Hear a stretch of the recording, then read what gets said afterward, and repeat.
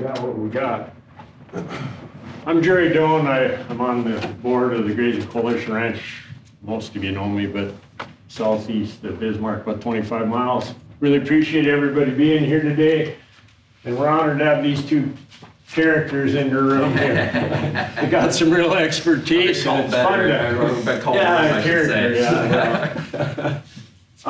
it's fun to bring some other folks in besides just mentors and hopefully give you some information that help out. And we've got Gabe Power going to start it off, and then Brett Bowman Gabe's going to talk about LRP, right? Yeah. And you're going to talk about PRF. And LRP's been kind of popular with a lot of folks that are, if you're doing any grass cattle or anything, and so I'm kind of excited to listen to him, and as you as well, because crop production guys have had a lot of things to make sure they don't lose money, and we haven't had much in livestock, so there are some things that hopefully help us a little bit. So again, it's your deal here today. Don't be afraid to pin them down and ask the tough questions. Gabe, if you want to come on up. I'll let Brett go first. Oh, you're going first, okay. Sorry, I mixed you up already. That's all right. All right, go ahead, thanks. Okay, first off, thank you for the opportunity. I really enjoy PRF and what it offers. It's a fun product to sell, it's a fun product to explain. It's a very good tool that anyone that has cattle or is putting up hay, you should really do it. And when you leave here, I think the product will sell itself, and you'll understand why I say that. Brett Bowman, I live in Lisbon. I grew up down in Rain, very southwest corner of North Dakota. So I've got a handout here. The trifold just explains the product on the first page, so we'll kind of start there. And inside I've got an actual quote that I just did I just grabbed Pasture, North Dakota, just to kind of show you what that looks like. So, here. First off, is anybody using PRF today? One, two. Has anyone used it and quit it? Quit it. Why'd you quit it? Well, I think the reason was it seemed like it was, I could take the money and go to Vegas, because the payoff parts were stuff when I really didn't need the rainfall, and it seemed a bit confusing. And I think part of it is you got to get an agent that is kind of helping you through that. I just was a little bit, there was a couple of years it paid and then it didn't, and I just kind of got away from it. But I'm still interested in it. I watch it every year, and I just haven't pulled the trigger yet. I hear that a lot, and I think the reason is number one, education, and number two, a lot of local agents don't really push it because the dollars really aren't there compared to the row crops and wheat. So it's not a high priority. So anyways, let's start going through it here. So PRF, let's see. Oh, that's all right, leave it how it is. No rain, no hay, nothing to feed the cattle. How do you cover your costs? So that's how the program works. It's truly moisture. It's not true drought insurance. So it's not going to protect you from heat. It's not going to protect you from the hot winds. It's solely moisture. So what is moisture? It's rain, sleet, hail, snow, anything falling from the sky that hits the ground. Now, they used to do this with Doppler radar, and I think we know, especially as you go west, half the time that moisture never hits the ground. So now they've actually got true collection sites. They work with NOAA, the National Weather Service, and they actually collect the data that way.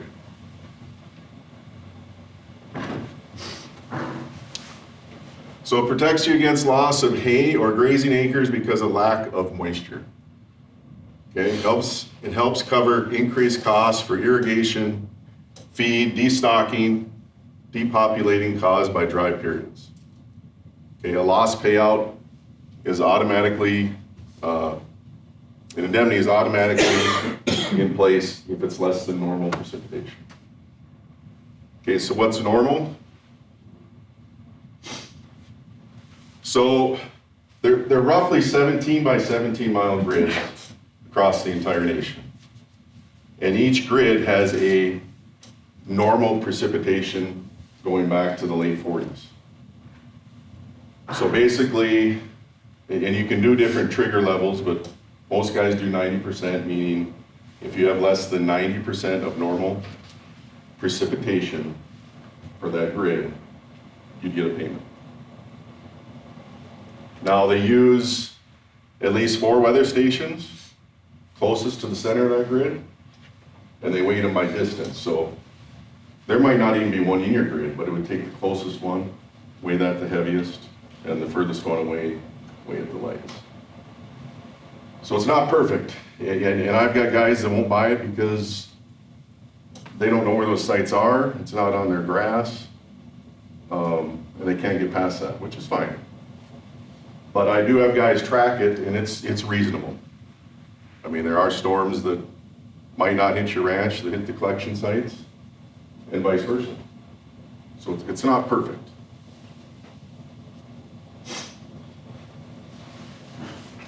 So here's an example on the left. The area had, they're 2 month intervals is what they are. We'll get to that. But for this 2 month interval on the left, they had 76% of normal precipitation. That triggered a claim. The one on the right, 102% of normal. So no claim. Once you get over that 90%, there's no claim. Okay? So the main details. Again, losses occur when you don't get the moisture. They're in grids. Coverage level is 70, 80, or 90%. I don't have a single policy it's not 90%. Okay. On top of that, the other decision you make is a productivity factor. So RMA has a value for that acre of grass for every county.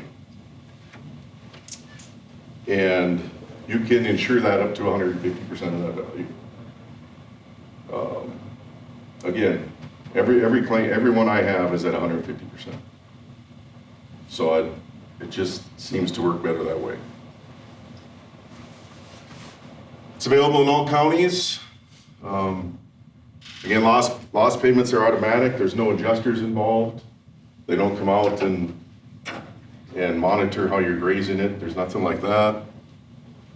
Again, it's not drought insurance, it's rain insurance, moisture insurance. Sales closing is December 1st of each year. And not only is that when you need to sign the app, but that's when the acre report is due as well. So if you're gonna do it, there's a little bit of legwork to get it done. Don't wait until Thanksgiving to do it. Okay?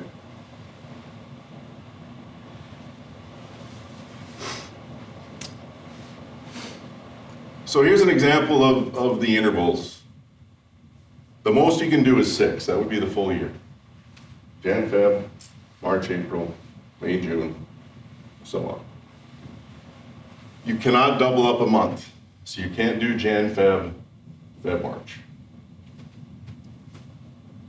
So option 1 there, if you can see it, is the full year. And they need to add up to 100%. So, and you can mix and match those. You can go, 30% in one, 10 in another. It just has to add up to 100%. 10 is the minimum, 70 is the maximum. You have to do at least 2 intervals. So option 1 is the full year. They call those the odds. Option 2 would be the evens. And then option 3 is just grabbing, it's got the bookends and then May, June. So again, you can set it up however you want. We've got a program that helps you pick the months that generally pay better if you think history repeats itself. So let's see if I can get that example up.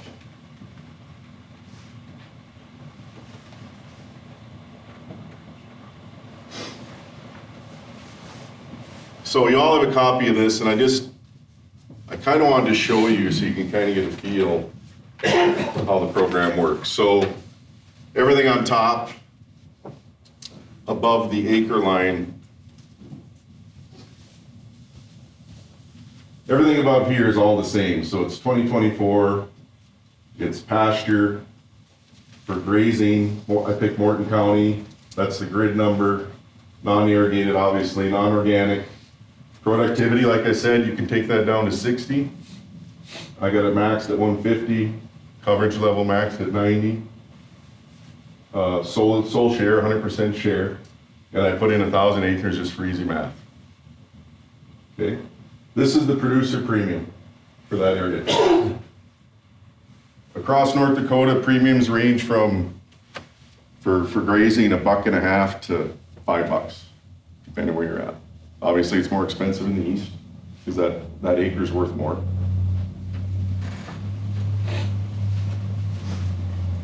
So as we scroll down, this is where it gets really cool.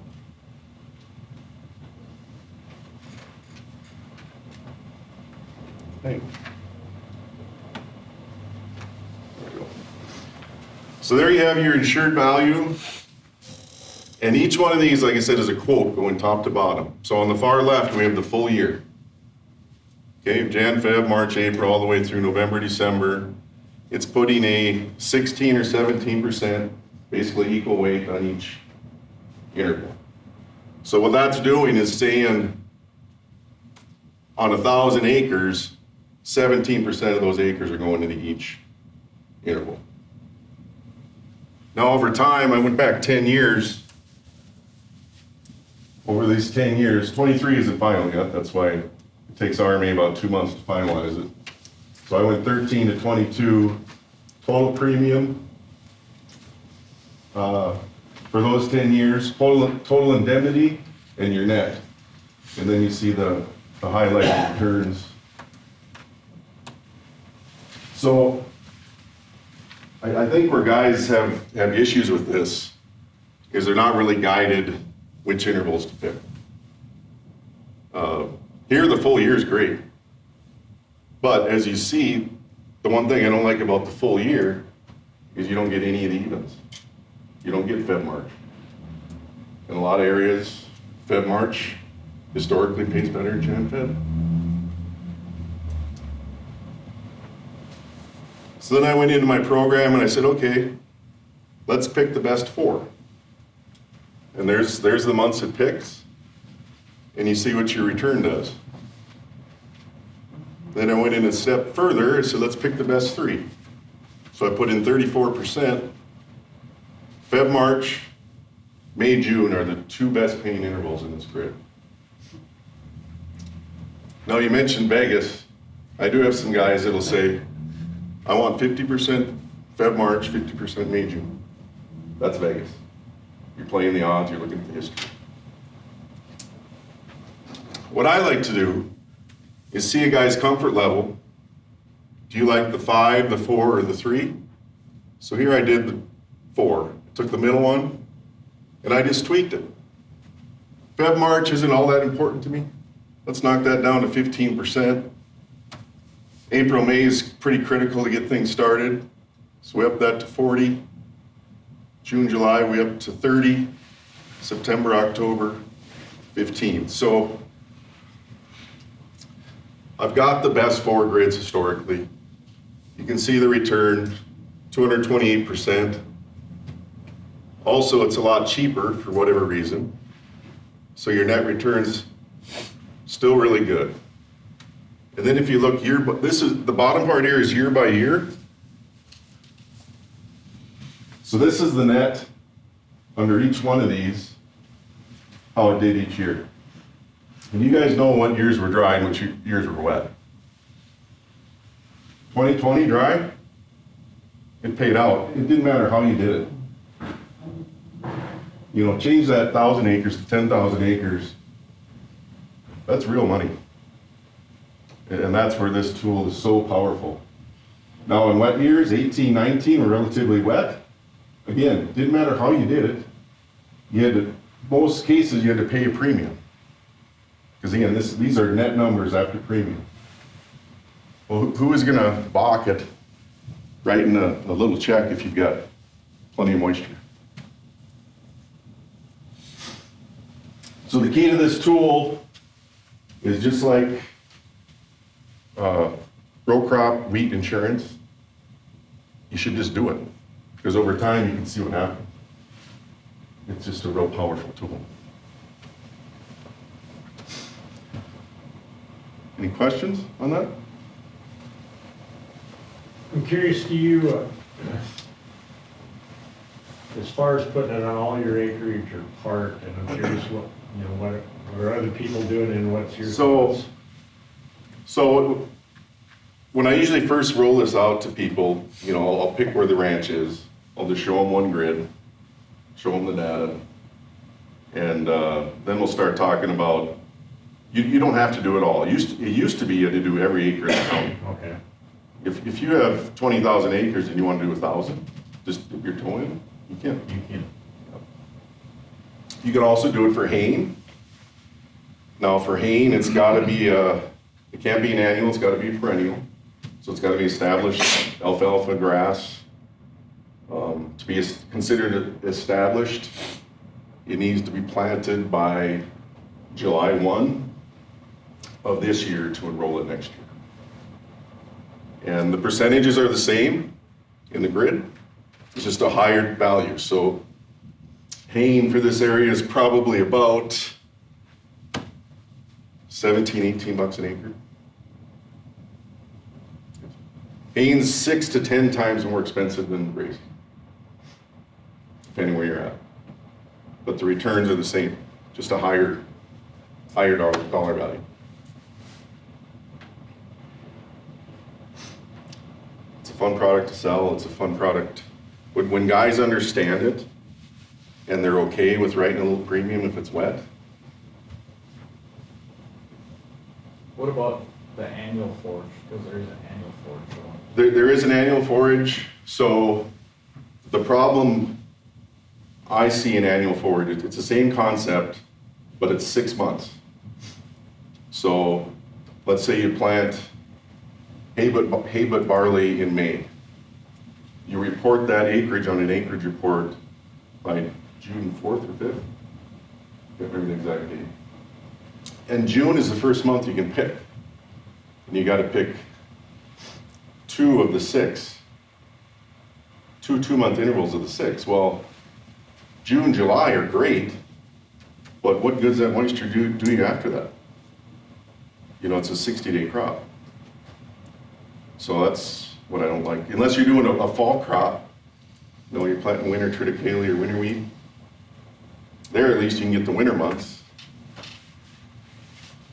So it is another tool. Just to me, you should be able to insure the month you planted or the month before, because that's pretty critical for that crop. And you can't. Yeah. Nope, the first month you can take is the month after you plant. So. How do you figure out the premium? I mean, why is that 1 and 2? The premium is, versus it's all done by RMA, it's random, I wish I knew. So in the program I have, you can do it by, highest return percentage or highest return dollar. I always do percentage, because I'm about net return. The most bang for your buck. It is 51% subsidized, so the true cost is about twice what that shows. That's just the producer cost.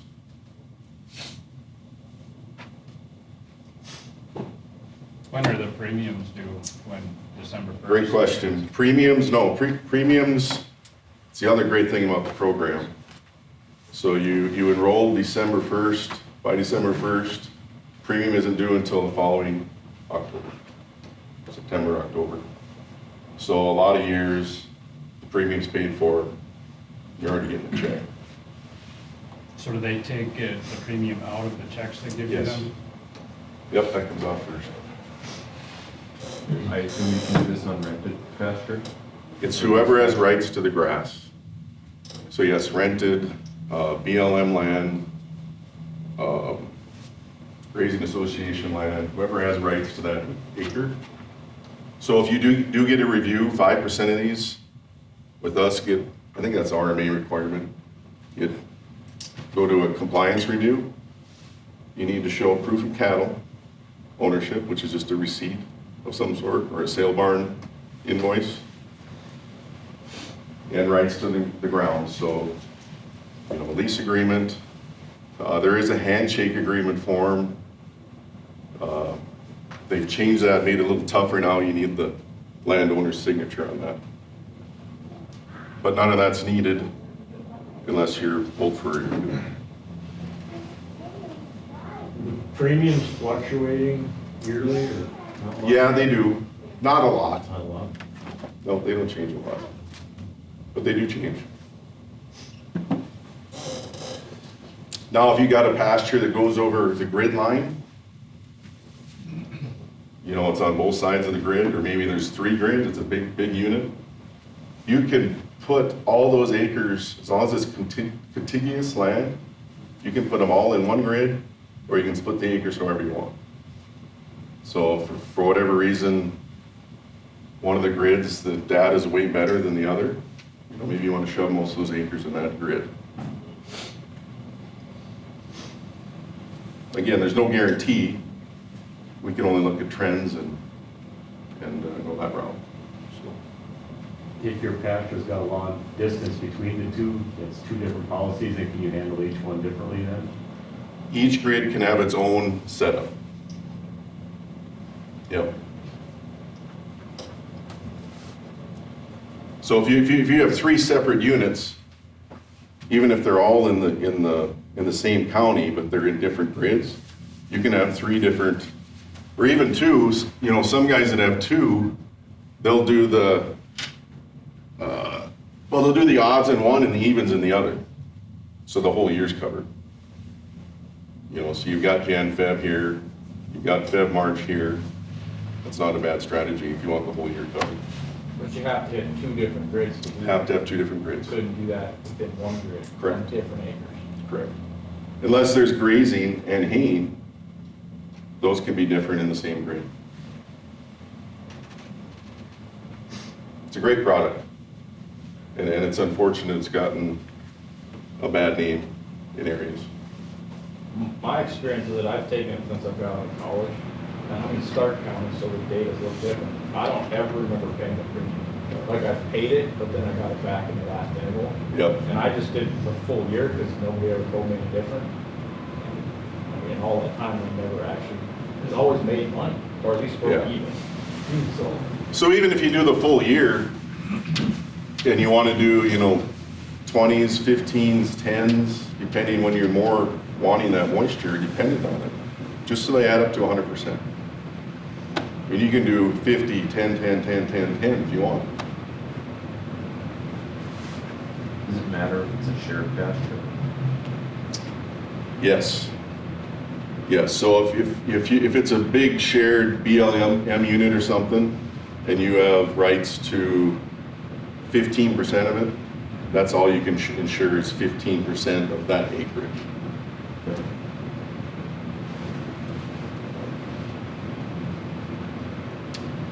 Great questions.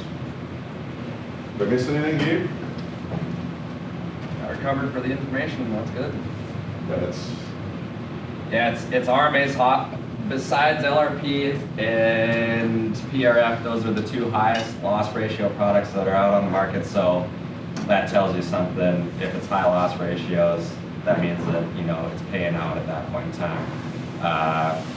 We always say, for those guys that if you think of it as a gamble, look at it.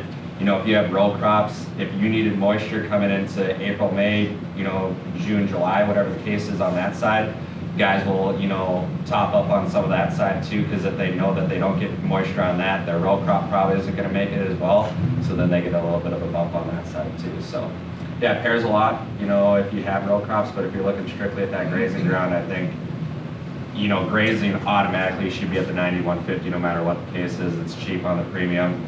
pain, you know, obviously it can get a little bit more spendy if you go the 9150 route, but that's where you can adjust that productivity factor down to say 100% or, you know, a little bit less, but still keep that 90% trigger is where you want to be. You don't ever want to, you know, drop down to that 85 level or anything of that nature, because you want to stick at that 90% trigger to, you know, at least be in the money on that side. So I got business cards here. If you want, shoot me an email, a text. If you just want a quote for wherever your address is, just as a starting point to see what the returns look like. There are areas that are way better than others. I mean, the great areas out of everywhere I've quoted, which is across 5 states, but in North Dakota, that northeast to Jamestown area is phenomenal. And then between here and Heading or Lemon, if you look back 20 years, there's maybe 1 year where a guy would have to pay a premium. It's just crazy. yeah. So it does depend where you're at. Now, once you get further west, I don't know if it's because there's less stations, collecting stations or what, but you get into central Montana and most anywhere in Wyoming, and it doesn't look nearly this good. But guys are still utilizing it. So anyway, I better let you get up on that. I got one more question. Sure. Is there anywhere you can go to find it? The only thing that I don't like about the program is Yes. you don't ever know until all of a sudden it's like, oh, go check it now. So one thing we have, and other companies might not have, is we have an app. And it talks about it on the last page of that trifold. It updates within 24 hours, and it'll tell you exactly where you're at for each year interval. So some companies have it, some don't. Yeah, it's a great tool. My customers love it. Anyway, I'll be around all day if you want to grab me or have more questions. Again, appreciate the opportunity. Give him a round of applause. All right, I'll get switched over here quick. Christy's gonna hand out some brochures on the LRP side of things here, but we'll just get this plugged in and get rolling. Yeah.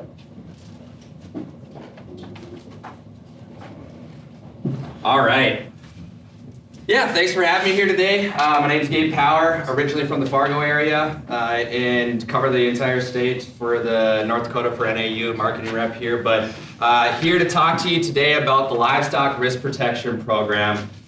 You know, in years past, it hasn't been as favorable, but where we're at in that futures market now, it's really starting to reward a lot of cattle industry people that are in it. It's one of those products that, you know, RMA, when it was released a while back, it's been around for a while, just wasn't as interesting as it has been in years now with the actual subsidies being increased on the product, which obviously make it a little bit more favorable. But one thing that I always like to, you know, start off as a little bit of a joke. Here is my dog. Yeah, his name's Bo. He's a Bernese Mountain Dog. He's basically a small calf in this regards. And if you don't believe me on that side of things, you can definitely follow me back to Fargo, and I will load up all the free manure in my backyard and ship you off with it moving forward there. But, you know, just talking about a little bit of the LRP program, obviously we have to throw this disclaimer in here because it's obviously a government product.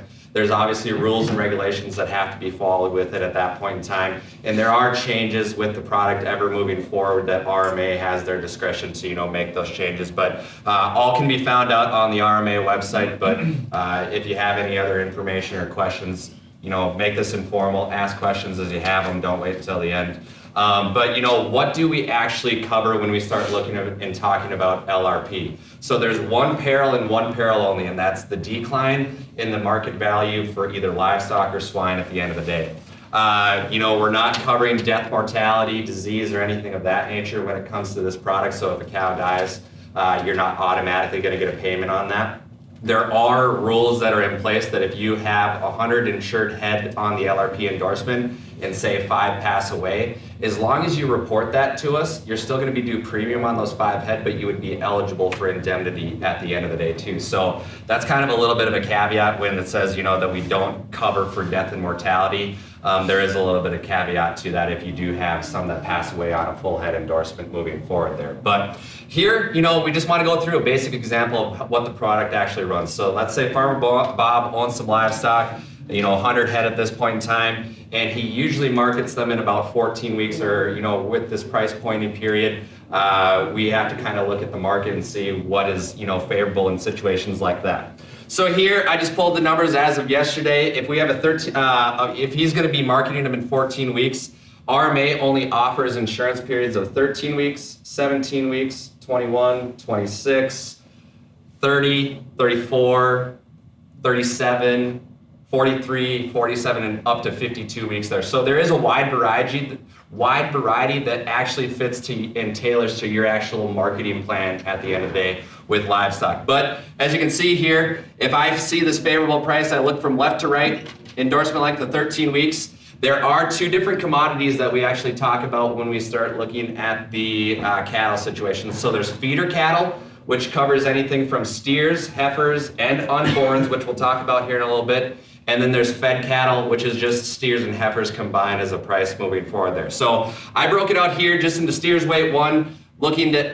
market in May 1st of 2024 there. And then we have what's called this expected ending value. So what that means is where that price comes in on the market that day. They're saying 13 weeks out, so an endorsement ending on May 28th.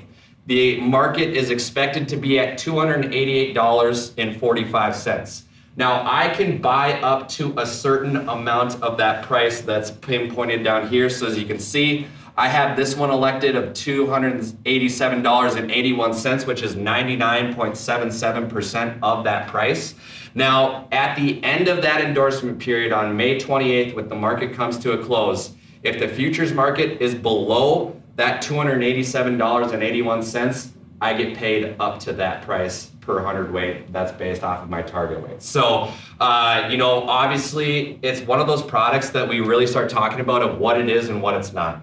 So, obviously, it's one of the only risk management tools that RMA offers to cattle producers that's out on the market there. They are trying to work with new programs with this wean calf risk protection that we would possibly be seeing up in the North Dakota side in years to come. But as of right now, it is the only risk management tool that RMA offers as a subsidized product moving forward there. But my number one thing that I always like to touch on is it's a way to lock in a floor in that futures market moving forward there. We're seeing record prices at what we're seeing in some of those markets right now. And at least you can bring this to the bank at the end of the day and say, I'm locking in on my floor on the futures market at $287 here. What can I get for, some sort of loan assistance at that point in time? They really like that as using collateral. What it's not meant to do is a guarantee for the cash price received. So obviously, what you're getting at the local sales barn has nothing to do on the LRP side. It's what the futures market is tending to do. But, luckily up in the North Dakota side, cash prices are pretty similar to where we're actually seeing on the futures market at that point in time. So we see a lot of people benefiting up here in the state of North Dakota rather than, further south in instances like that where the cash price might be a little bit less at the end of the day, that you can actually use this product to tailor to your marketing situation as well. And what that means is obviously there's a lot of flexibility with this program. What we kind of view it as is a subsidized put option, but with a lot more flexibility. So what that means is it's a daily sales period. You can obviously lock in coverages within your marketing plan, and you don't have to put all of your eggs in one basket. If you wanted to, start out and say you have a 100 head operation, if you want to put 10 head in here at this price, it looks really good to get your feet wet, we can move forward on that product moving forward. And then the big thing is the subsidy on the actual premium. RMA has really increased those subsidies on this program so that it's a little bit more user-friendly as far as producer premium goes at the end of the day here. So obviously it's a daily sales period. Sales are usually released when market closes right at about 3:30, and you have until 8:25 the next morning to make that call to lock in that sale at the beginning of the day. So you talk to your agent, move forward with that, and we can get an endorsement set up for you. So as far as dates and time frames go with this, if you do not have an application with an agent or a company, you can set up an application at any point in time moving forward there. Now, if you do have a application or policy set up with an agent, That is locked in for the current year. Your endorsements would have to be written through with them moving into that side. But then if you choose to, July 1st is the start of the new crop year where you could transfer business to another agent if that is the case that you want to be doing on it. Because a lot of times you're seeing agents that maybe don't, are pretty green with the product, and there's an agency that really is promoting it. That's kind of the steps in place that you can kind of work with that. But as far as the paperwork side goes, it's super simplistic. So you just have to set up an application, and then there's only an endorsement that is needed at the end of the day there. So very simplistic on that side. The one thing that I also want to touch on is if you have any beginning farmer ranchers, they are also eligible for additional benefits on top of this. So what that means is if you're a beginning farmer rancher with under 5 years of crop history, you're eligible for BFR, and what that means is your admin fee is waived. So there's a $30 admin fee that's tied to the policy when an endorsement is taken out. That's automatically waived, and they get an additional 10 points of subsidy as well, which obviously lessers premium at the end of the day too. Now, the biggest hurdle that we always see with the livestock risk protection program is qualifying for that subsidy. So how do we qualify for a premium subsidy? We have to make sure that we have a AD 1026 filled out at the FSA office. And a lot of times there's a lot of cattle producers out there that don't participate in row crops or anything of that nature with the FSA office, but we still need to have an AD 1026 filled out so that we receive that premium subsidy at the end of the day. If you don't receive premium subsidy, there are ways around it where we can fill out a file form, a waiver for the beginning year, and then you would just have to make sure you get into the FSA office, fill out that 1026, and it continues to roll forward from year to year at that point. And then as we talk about that specific coverage endorsement, so that's actually buying that coverage amount that we talked about a little bit earlier on that side of things there. So just covering that, a number of livestock, the date that we're buying, and then the target weight that we're approximately going to be getting them up to. So there's 2 target weights when we start talking about this. There's weight 1s, which is anything from 1 pound up to 599. And then there's weight 2, which is anything from 600 up to 1,000 for the feeder cattle side. If you do fats, that's on the fed cattle, and that's anything from 1,000 and above on that side of things there. But as you can see here, these are just where those premium subsidy factors come into play. So if you're anywhere above a 95% coverage level, you're getting 35% of the subsidy on that side of things. So obviously the taxpayer is taking care of that 35% and you're footing the rest of the premium on that side. But the big thing that really, promotes LRP versus a put option at the end of the day is premium is not due until the end of the endorsement period, whereas, puts right up front at that situation. And there's obviously, when we start talking about those actual ending values, so when that price comes in on the market on May 28th, how is that determined? So for anything on fed cattle, we look at the AMS for the actual ending values of 80% over choice.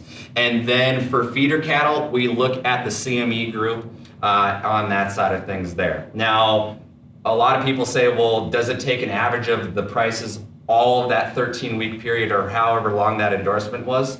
That actual ending value is the day that comes to a close on the futures market is what that price is determined based off of. We don't look at an average of that whole 13-week period or anything of that nature. It's what that day of the futures market ended up coming in at that point in time. The claims process is super simplistic. Just as PRF is, there's only one thing that's needed. We have a notice of probable loss that gets sent to you. The only thing that is necessary in return to actually collect indemnity is to sign that and then show that you have proof of ownership and share in that livestock. We don't need to know weights. We don't need to know, breeds or anything of that nature. We just need to show proof of ownership on those share, and we can pay that claim moving forward there. So here I just have a basic example. Say I was in that weight 1 group and I targeted them to get up to 599 pounds in that 13 weeks. My expected ending value was $138 of what I was buying for, and it fell to $118 at the end of the day, so I'm 20 bucks short. I take my target weight times that drop in the market, so $11,980, times my share percent, and that's what my indemnity would be at the end of the day there. So pretty simplistic on that side. But then how do we determine ownership shares in the sense of that nature? RMA back in the day, you didn't have to show any proof of ownership in order to actually receive an indemnity. Now they've changed that back where they just need to at least show that either there is a bill of sale that shows that, hey, I had these in my possession, or some sort of a third-party document that proves vet receipts, ear tags, cattle booklets, anything of that nature that show that you have an ownership in those cattle moving forward. There is all that's necessary in order to be paid an endorsement. Now, the one thing I really want to touch on that is well overlooked.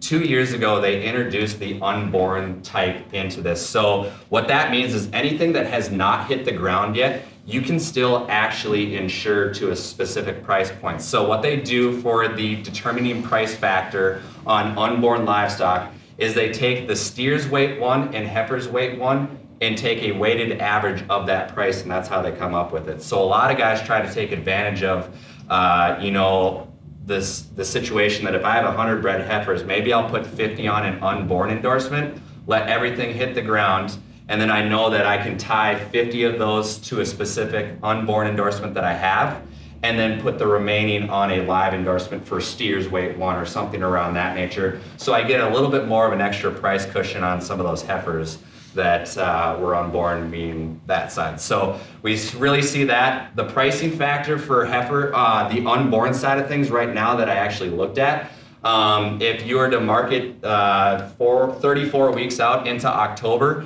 we're sitting at 283 as an expected ending value on the unborn side of things there. So very favorable to take advantage of in that scenario. But just reach out to your local agent to make sure that you can get this policy set up and moving forward, because there's a lot of increase in the market. And I was talking to Tim Petrie from NDSU Ag Extension, and he thinks that this thing could still really have some merit for the next couple of years with the way that the livestock market is actually trending on that side. So really lock in that floor on the market price. And we're insuring for profit at this point in time, which in years past we really haven't been able to do in the cattle industry. So that's what this product is offering at that point in time. Another really nice tool that is out there is you can sell your livestock 60 days and up to the end of your endorsement period. So like I had that example, if I had an ending endorsement on May 28th, but I see that the local cash market is actually really favorable, say 30 days prior to that end of the endorsement period, so in April sometime, I can offload those, sell them, get good money on the cash side, and then if that market price does indeed decide to fall by the end of that May 28th endorsement, I can still collect on my LRP side of things there. So that's what it is really favorable for at the end of the day that a lot of people don't take into account, is just the flexibility that you have with the actual option itself. And if you wanted to forego and say, hey, I'm gonna keep and carry over or background some, they are A-okay. In order to prove an indemnity, we just have to show proof of ownership and share at the end of the day. You don't have to sell them by that end of the marketing date that you put on for the effective date as well. So that's a really nice caveat to it as well. A lot of people think that I have to get these off by the end of May 28th. That's not the case. You can feed them up to a higher price and get more price protection on that side of things there. If you transfer any livestock ownership, we can roll that endorsement over to the other. So if you sell your whole entire operation, you had endorsements on there, that other owner can take ownership of the actual endorsement moving forward there as well. But when we validate ownership, what do we start talking about? So obviously, number one, purchase agreements or bills of sale. Those are, obviously the two main hitters of what we can show for proof of ownership and livestock share. But then, a lot of times when people are carrying over a background need, we just need a certified written statement from a vet, feed supply, anything of that nature at the end of the day. And, we talked about that target weight, right? So when you lock in a target weight, say of weight ones for 599 pounds at a 34-week endorsement, don't get too concerned about saying, man, I need to make sure that all of these get up to 599 pounds, otherwise they're gonna reduce my indemnity at the end of the day or whatever the case is. What that is meaning for is just tying the premium and indemnity side at the end of the day. It's a target weight, what you're expecting to get them up to.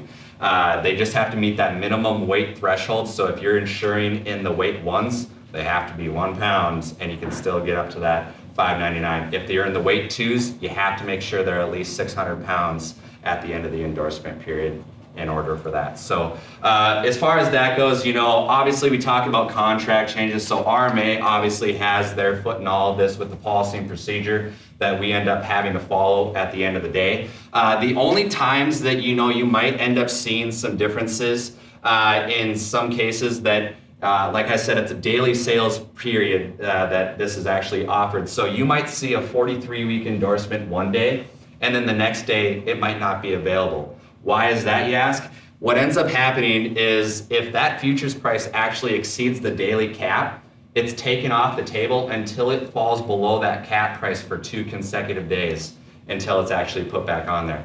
So that's why, you know, you're probably always gonna see 13, 17, 21, 26 week endorsement periods on a very constant basis. The only time we see this really come into play is on those 47-week endorsements and 52-week endorsements, just because of the volatility in the market at that point in time where it might exceed that cap, which it did, I think, last week actually on the 52-week endorsements. So that has to fall below that for 2 consecutive days before that 52-week endorsement is put back onto the policy. You can have other coverages with this. If you participate in FSA under LIP or anything of that nature, that does not affect your LRP benefits. The only thing is livestock gross margin protection. You just can't have the same insured head on a policy at the same time if you're participating with the LRP side of things there. But livestock gross margin gets a little bit more muddy. LRP, just looking strictly at that futures price, where the livestock gross margin, we look at feed costs, everything of that nature that really ties into it, and it's not as promoting as what LRP is at the end of the day. So with that, I brought us up right to 11:30. I want to make sure I take time for questions and concerns that you guys might have, with this product. But like I said, use it as a tool for your marketing plan that you can lock in a futures floor and then still take advantage on the cash side at the end of the day too. So with that, I'll open it up to you guys. One thing from an agent perspective is if you are at all interested in LRP, talk to your agent now, because you need that application in place. If you notice, we have a very small window from 3:30 in the afternoon to 8:25 to get your endorsement done. So if your application is done prior to that, that really helps us. And so when the prices come out at 3:30, we get them to you. You decide if you want the endorsement. We need your signature on that paperwork also to submit it by 8:25 the next morning. And I can tell you a lot of your agents like to get it done at night rather than 6 in the morning. Yeah. So those are just some factors to keep in mind. Yep. You have a question? On an open heifer that you plan on breeding, can you do LRP on them? Yep, absolutely. As long as that it shows onto it that you have the proof and the ownership of that, yep, you can absolutely put that on the endorsement at the end of the day. So, yep, a lot of people take advantage of that.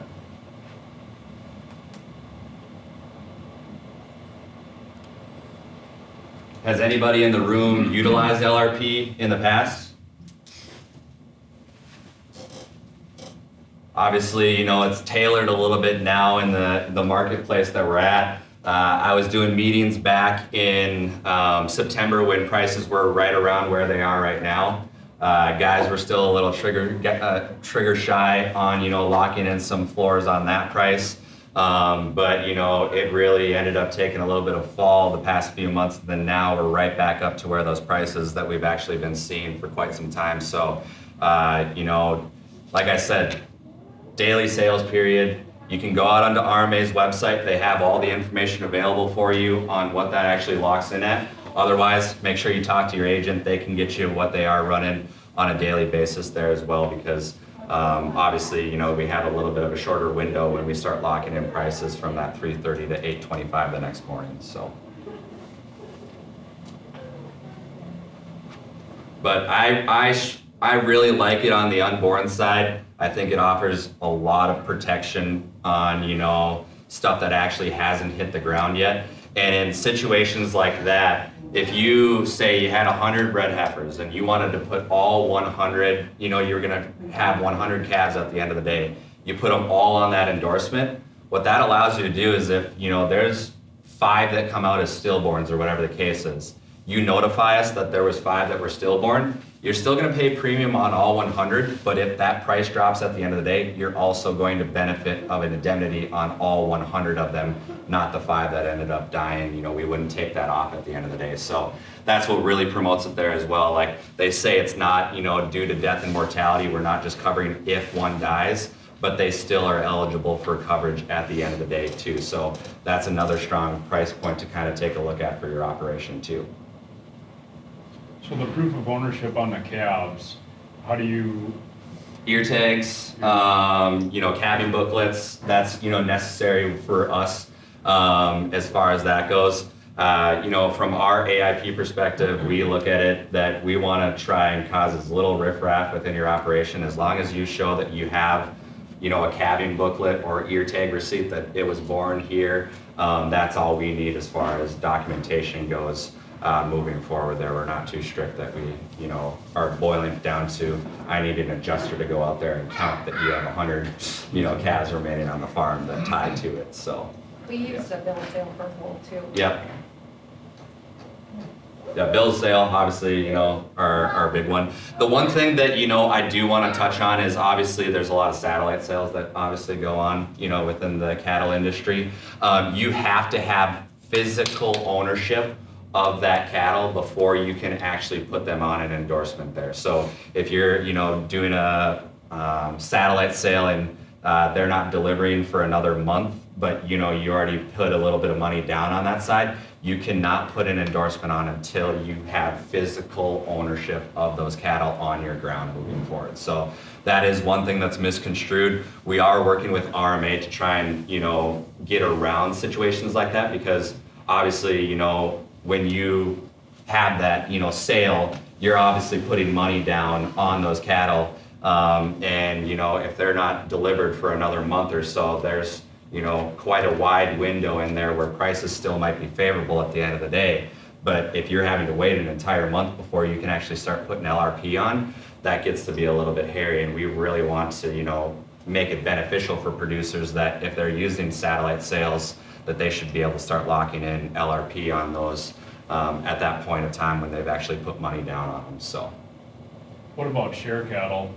If you have cattle on shares. Yeah, you so don't- you, just on your on your endorsement, if you know you had 100 head or whatever the case is, you would just say that I have a 50% share on all those 100 head moving forward there. And that would be A-okay to, you know, write on that endorsement. And then if you were to use a bill of sale and say, you know, it gets sold in this guy's name and he writes you a check at the end of the day, we would just need that as documentation to show that, yep, you got your money for the 50 head that were actually sold off of that, so, yep. Good question.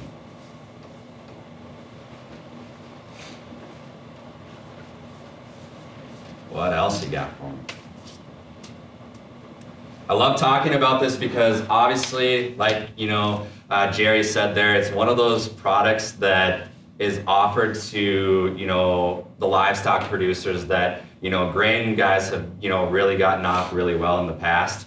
But now RMA is finally getting around to, you know, promoting what they actually have to protect you guys as livestock individuals that, you know, doesn't see on the back half that grain guys always seem to get the benefits at the end of the day too, so. Are you starting to see the use increase? Yeah, just in the state of North Dakota last year, or nationwide actually, let's just, you know, put it that way. I think I actually have a slide here that I would like to show you guys. All right, so, oops, big dude's up there. All right, so here's a really, you know, interesting number in that regards.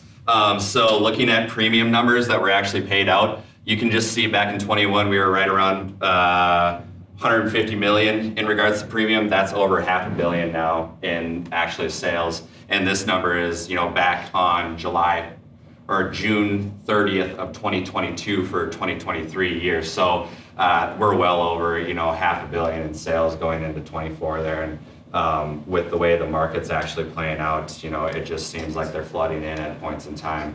But that's the nice thing. You don't have to put them on all your, you know, on all your operation. Work within your marketing plans to say, if I got 10 that I'm, looking to offload here, maybe throw them on an endorsement and see what ends up going with it. So get some added on price protection at the end of the day. The wean calf program, I will just touch on that for 1 second.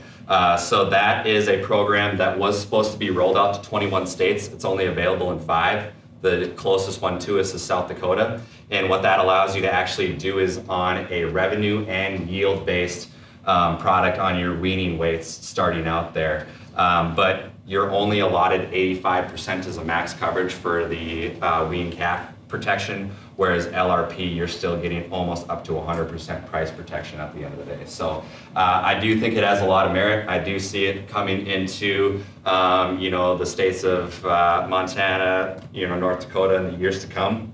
But it was just released this past year as a pilot product, so it is still in the works of getting its footing underneath it. And as we all know, with policy and procedure, it does take a little bit of time to, kind of get that moving in the right direction for us. But I do think it does have some merit, and once that does affect our area, we definitely need to be taking a look at that as well, because that's just another product that RMA is sitting there going, hey, this is what we can offer to livestock producers at the end of the day to take advantage of just their own individual operation moving forward. So.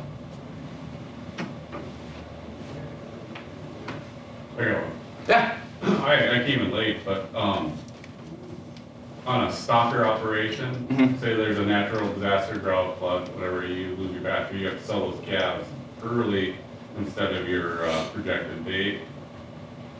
Are you still covered?